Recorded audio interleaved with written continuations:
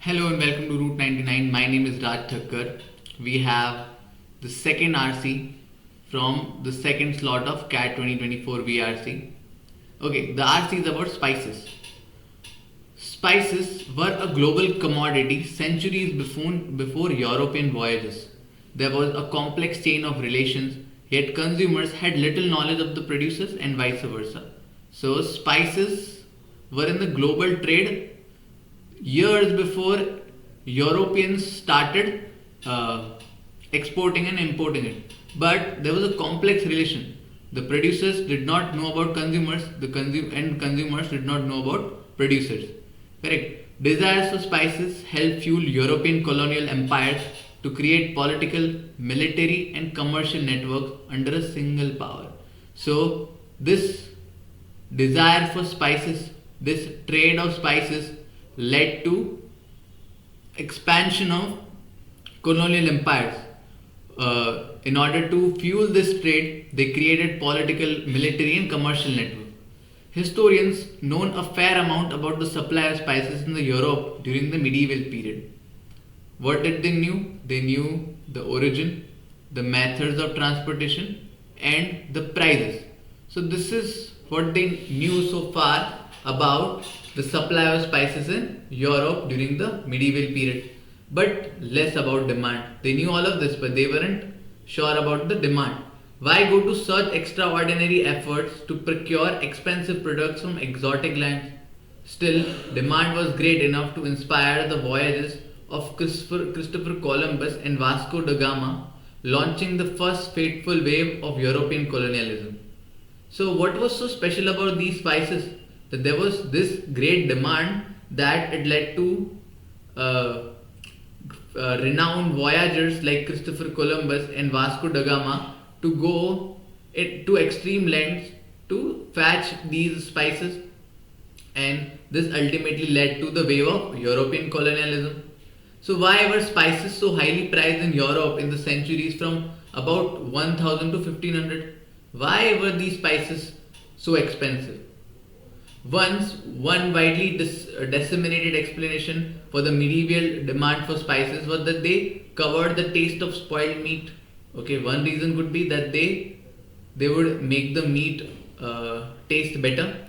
Medieval purchasers consumed meat much fresher than what average city dweller in the developed world of today has at hand.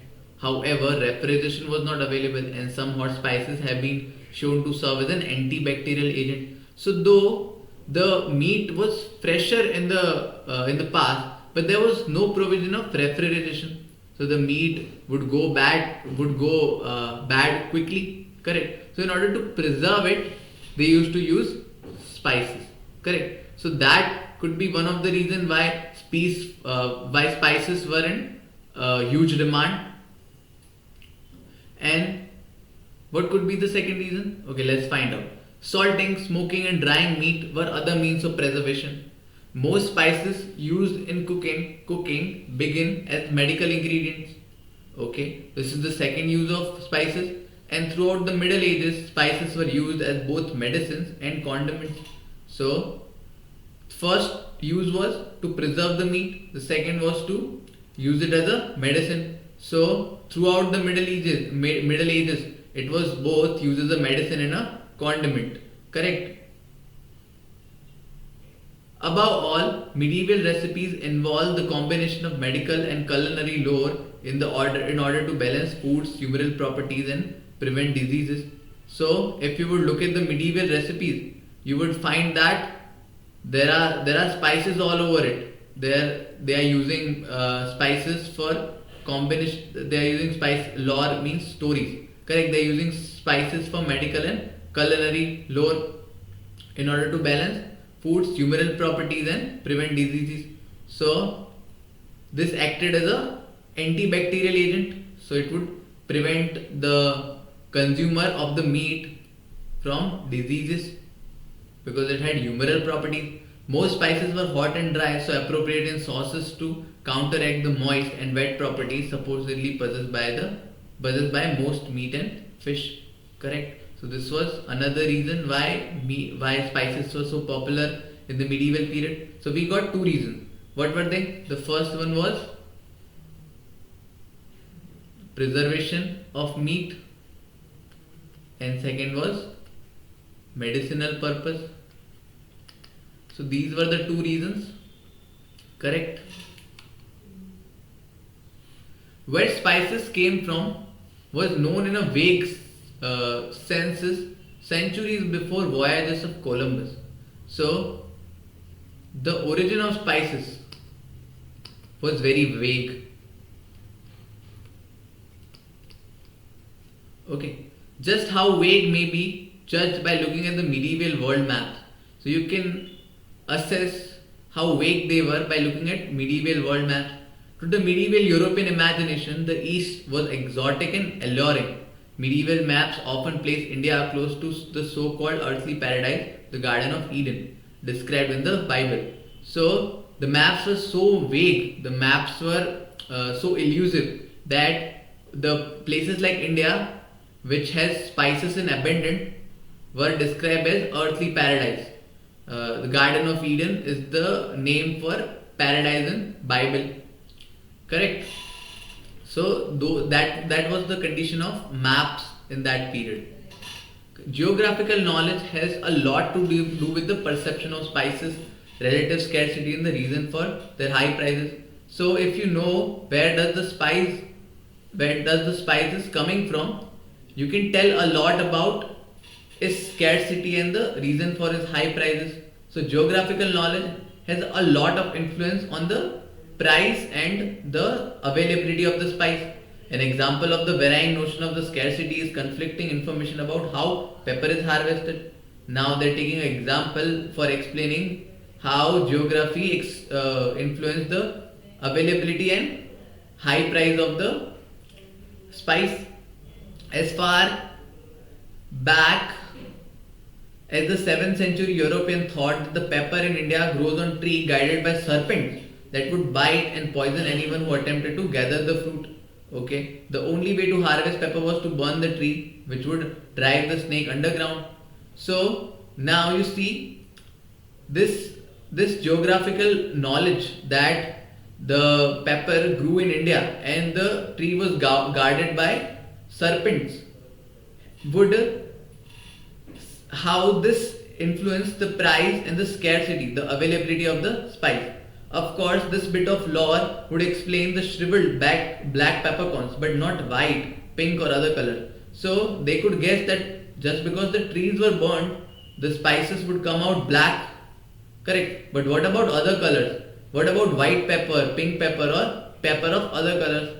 Spices never had the enduring allure of power, allure or power of gold, silver or the commercial potential of new products such as tobacco or indigo or sugar. But the taste for spices did continue for a while beyond the Middle Ages. So maybe the spices were not as powerful as gold, silver, or maybe they were not as marketable as tobacco, indigo or sugar, but they still had value until a certain point in Middle Ages. As late as 17th century, the English and the Dutch were struggling for the control of the Spice Island. Dutch New Amsterdam or New York was exchanged by the British for the Moluccan Island where nutmeg was grown. So the demand for spices was so high that at some point English and Dutch people were ready to exchange Amsterdam and New York for an island, Moluccan Island, where a spice named nutmeg was grown. Correct? So the demand for spices was this high. Okay, so that was the RC, guys. Let's move on to the questions. It can be inferred that all of the following contributed to a decline in the allure of spices, except, so we are looking for something which did not contribute to the decline. Changes in the system of medical treatment. Yeah, so the spices were used as medicines, right? So if the medical treatment has changed, so it would have of course led to decline in the allure. So this did led to this. Changes in European cuisine. Yeah, until some point Europeans used to use these spices to preserve their food. If their cuisine has changed now consider that they have shifted from non-meat, non-vegetarian food to something vegetarian. So now they don't need that amount of preservation. So this could also lead to decline in the allure. Increase in the availability of spices. Okay. How come increase in the availability of spices could decline the allure of the spices? But if you would look at the fourth option, the development of refrigeration technique. So if they have developed refrigeration techniques, then they don't need spices to preserve the food. The need for spices has come down. So this could also lead to decline in the allure. But only this option, that increase in the availability of spices, this cannot lead to decline in the allure of the spices. Correct. Hence our correct option is option number third. Let's move on to the next question. In the context of the passage, which one of the following conclusion cannot be reached? Okay, we are looking for something which we cannot infer from the passage. India was colonized for its spices and gold. Now this you see is a very extreme statement. Maybe spices and gold driven the expansion of colonialization, but was it the sole reason for it? So the answer is no.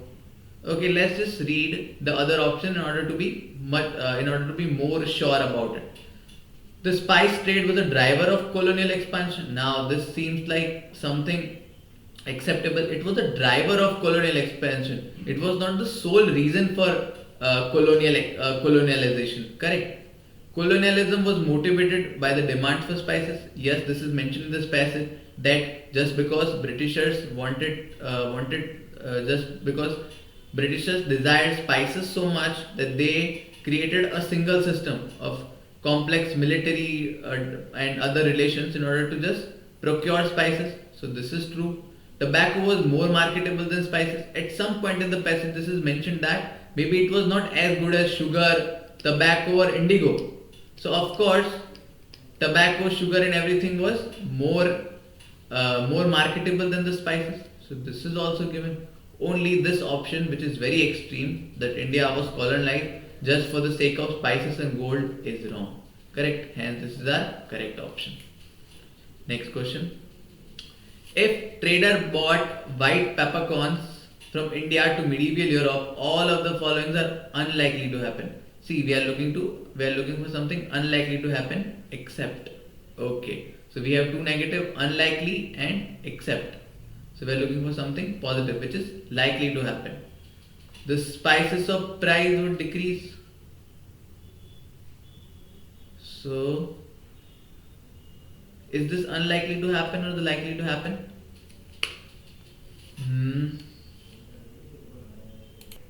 So, you see, there are two negatives in the sentence.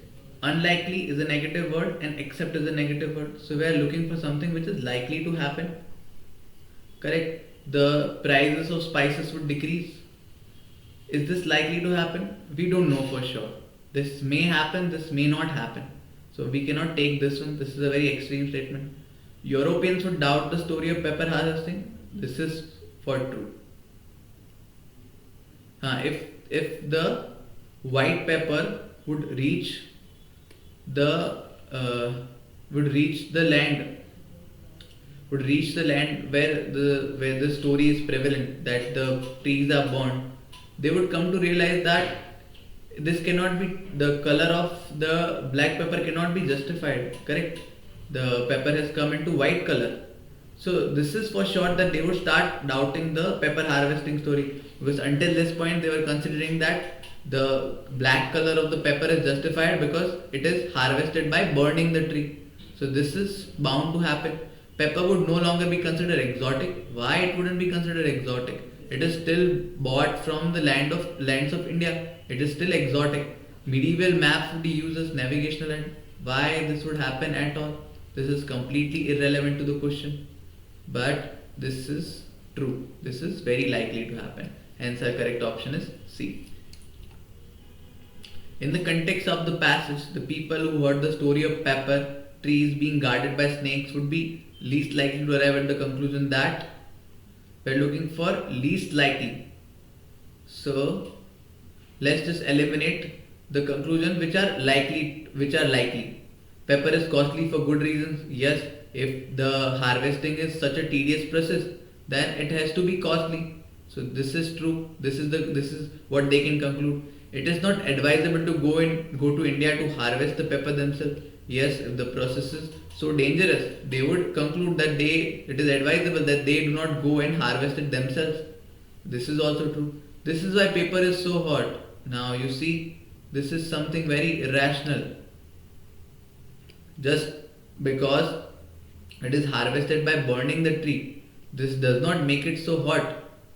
This is the least likely conclusion they are to arrive at. Maybe some lunatic may arrive to this conclusion, but this is the least likely conclusion that the people might arrive at.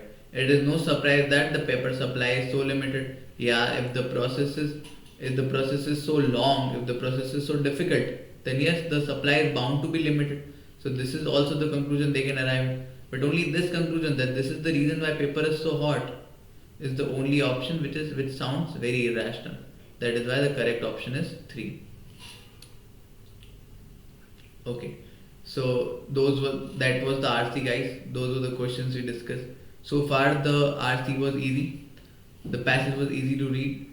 2 questions out of the 4 were a little tricky, but the RC was overall doable. So thank you for staying with me till the last of this video. I'll see you in the next one. Till then, please subscribe to the channel.